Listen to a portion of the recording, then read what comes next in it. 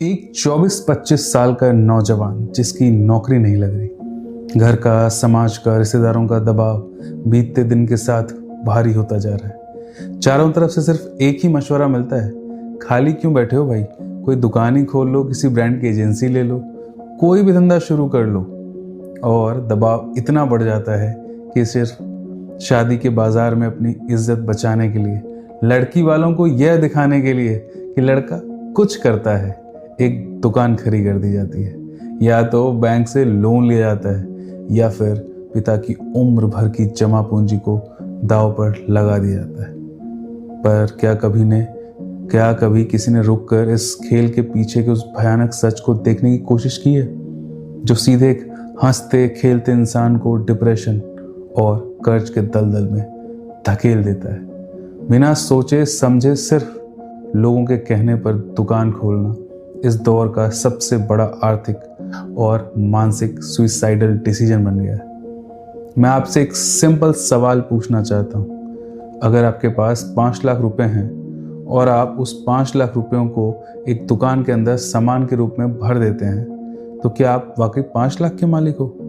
क्या आप वाकई 5 लाख के मालिक हो, या फिर आप उस सामान के मालिक हो जो शायद बिके या ना बिके?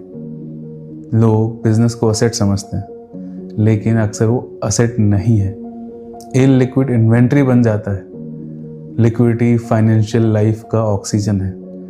पैसा, जब तक पैसा है ना, तब तक वो आपको ऑप्शंस देता है, तब तक आपको वो बहुत सारे ऑप्शंस देता है, सोचने की ताकत देता है। जिस दिन पैसा सामान बन गया ना, उस दिन से आपके ऑप्शंस खत्म होने लगते हैं। पिता के पैसों को, या जो उन्होंने उनके बुढ़ापे के लिए बचा के रखे थे, इस तरह एक इलिक्विड कंक्रीट में फंसा देना बेवकूफ़ी है।